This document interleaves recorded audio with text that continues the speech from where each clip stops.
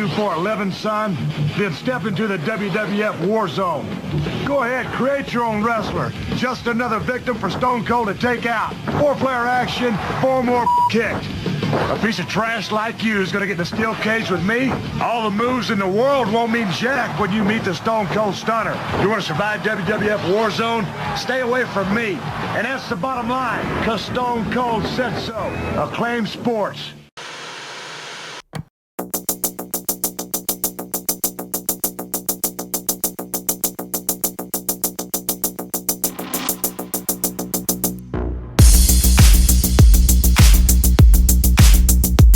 The Sony PlayStation was one of the more popular consoles of the 5th generation, emphasizing a 3D polygon approach with a lot of games. For its time, this meant the move away from 2D pixel sprites for a lot of releases, instead looking to try and capture a more realistic 3D experience and showcase of gameplay. The Nintendo 64 also took this approach to many of its titles, but struggled with some elements of gameplay due to more limiting hardware, including the use of cartridge technology versus CD-ROMs. In this video, we'll focus mostly on the PS1 release of today's game, with a few mentions of differences with the N64. Now looking back, professional wrestling looked to be prime for this transition, and while digitized sprites were already providing a different look for wrestling games, it was a 1998 release from Acclaim that offered up the latest experience for the World Wrestling Federation. WWF Warzone came along at the right time, as the WWF was fully embracing its Attitude Era, a complete shift on how the company was pushing the envelope with risque content. A shift in wrestling video game presentation was fit to change right along with it. Developed by Iguana West and Probe Entertainment, Acclaim's Warzone provided the WWF with a more unique wrestling experience not quite yet seen in the genre for the World Wrestling Federation. While THQ had already brought 3D wrestling to the forefront in North America with a polished WCW offering, Acclaim was looking to bring a more authentic experience to fans of the WWF. But did they succeed? Well, let's start with the pros. Warzone does a really good job of replicating the WWF experience of the time. The PlayStation intro utilizes live-action footage from WWF television, complete with the Monday Night Raw theme song to accompany the visuals. Right off the bat, Warzone does a good job of getting you excited to see what's coming next. Like so much of the late 90s, grunge is the name of the game, and the decrepit warehouse showcased in the show's opening is expanded upon here, with the menu providing selection screens akin to taking an elevator in and around the abandoned building. It's a nice touch. There's a lot to like about the talent featured in Warzone as well. The game takes the absolute best of the WWF and includes them in the game, featuring Bret and Owen Hart, Triple H and Shawn Michaels, The Undertaker and Kane, and more. Interestingly enough though, Bret, Ahmed Johnson, and the British Bulldog all appeared in Warzone, but weren't even a part of the company when the game was released in 1998. There's rumors that Chyna, Sable, and even Sunny were being developed for the game as well, but never made it in. There's also unlockables for Mankind, with the ability to unlock Cactus Jack and Dude Love as playable characters. Each wrestler has a bio screen which showcases their attributes, attires, and theme song. By scrolling through a second time, you discover that each character has more attires in the game as well, and they all provide a nice little pose. The game does a good job of trying to show that not only are the models different and relative to their real-life counterparts, they're trying to showcase some in-game personalities as well.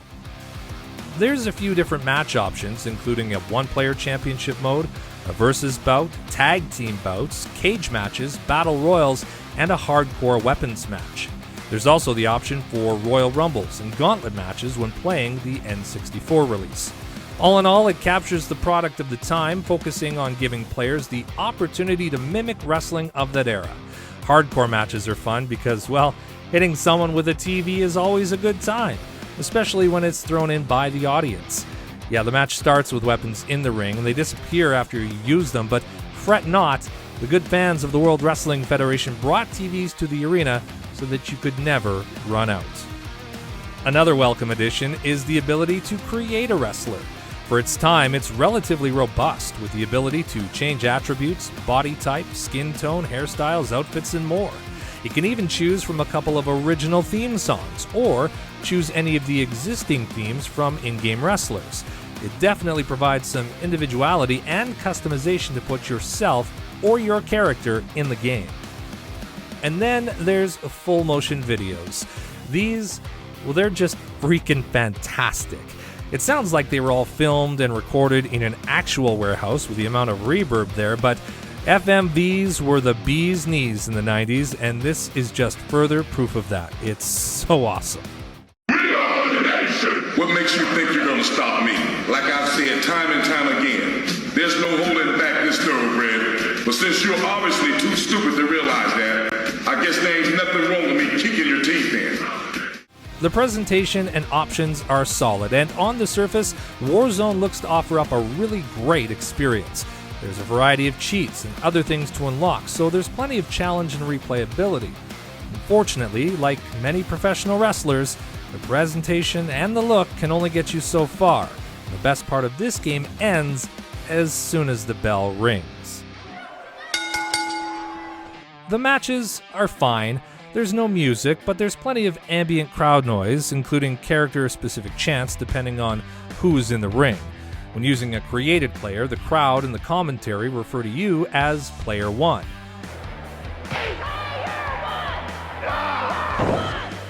What's up with this crowd? Player 1 has developed a huge following. Wrestlers will also drop sound bites throughout the match, which for the most part are usually random and out of place, but it's still fun to hear them. Shouldn't be in the same ring as the British Bulldog. One nice addition is when wrestlers are locked in a hold. You're not limited to some random grunting sound effects. Each wrestler provides their own voiced grunts and groans. It's not a big deal by any stretch, but when The Undertaker or Kane is getting ground down, it's nice not to hear some random generic high-pitched voice.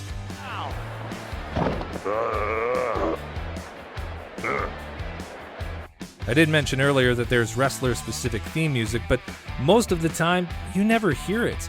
The only time you hear a wrestler's theme is during the challenge mode. Most game options just boot you right into the start of the match, preceded by some opening comments from commentators Vince McMahon and Jim Ross. The only time I think I heard music played is during an extended entrance in the Championship Challenge. As for the commentary, it's there, just kind of exists. It is funny to hear Vinnie Mac and JR shit-talking wrestlers randomly, though. Bulldog is not so much a wrestler as he is a punching bag. Owen Hart is wrestling like a girly. The Undertaker doesn't know the difference between a wrist lock and a wrist walk. Now, you'll hear me say this a lot in this video series. I don't tend to mention the commentary very often because rarely is it good in any video wrestling game, and that includes those released in the last couple of years.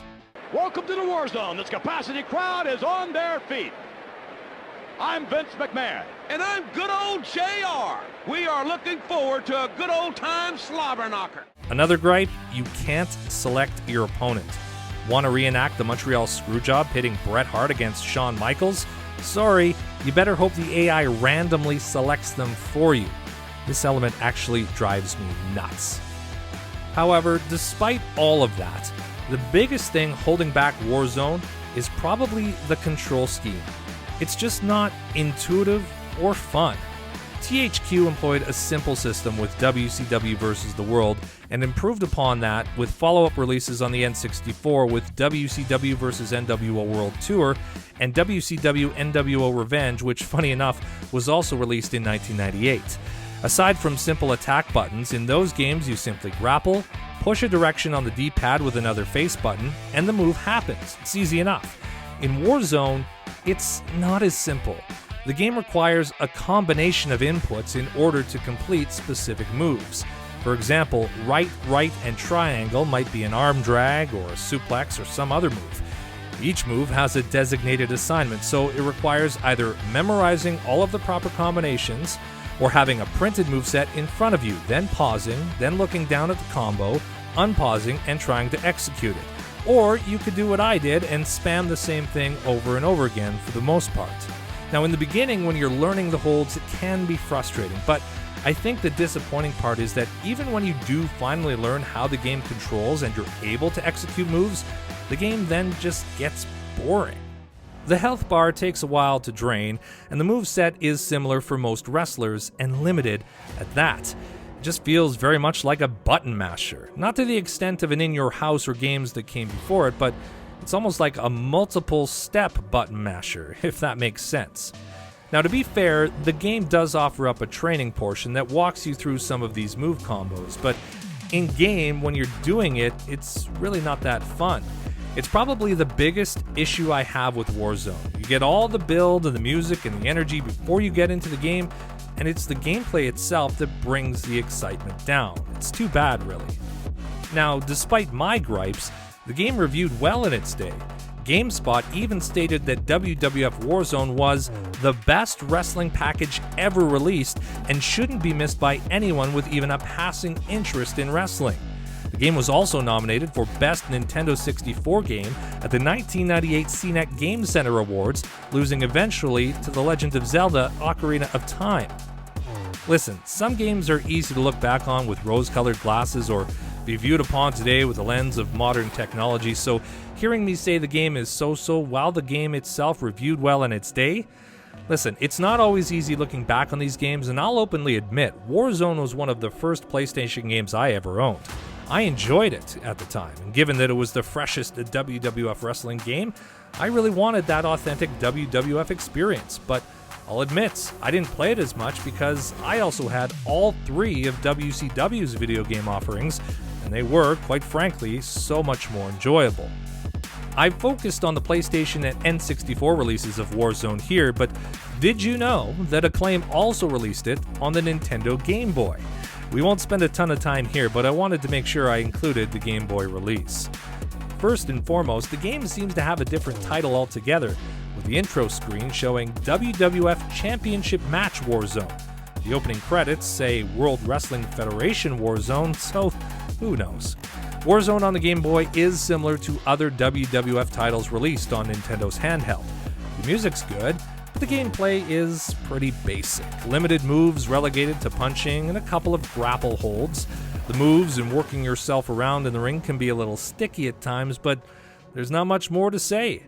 Nice to see, though, after all this time, the Game Boy WWF barrel roll is still a major part of the gameplay. One other little aspect I picked up on, the wave when you grapple. This looks kind of funny. The menu presentation is really good for a Game Boy title, with decent likeness and biography sections. The information isn't always correct, but most people wouldn't notice. There's a handful of match options, but they all pretty much feel the same. The one thing about the Game Boy release, it doesn't fool around. It's very quick to move on to the next. Match is over, boom, back to the title screen. No celebrations, no hoopla, just on to the next. Graphically, you don't always expect much from WWF games on the Game Boy, but it seems in this game, wrestlers are either wearing traditional trunks or a wrestling singlet. Seeing Kane, Mankind, and Undertaker in a singlet is pretty odd. WWF Warzone continued a long-standing relationship between Acclaim and the World Wrestling Federation dating back to the Nintendo Entertainment System. However, with other wrestling games making their way onto the platform and competition rearing its head, the WWF were starting to listen to what else was out there. They had their eyes fixated on what the wrestling competition was doing as well. With 1999 just around the corner, the World Wrestling Federation was willing to work with Acclaim on a better experience for wrestling gamers, but they weren't the only company working on releasing a WWF video game, and we'll focus on the former in the next episode.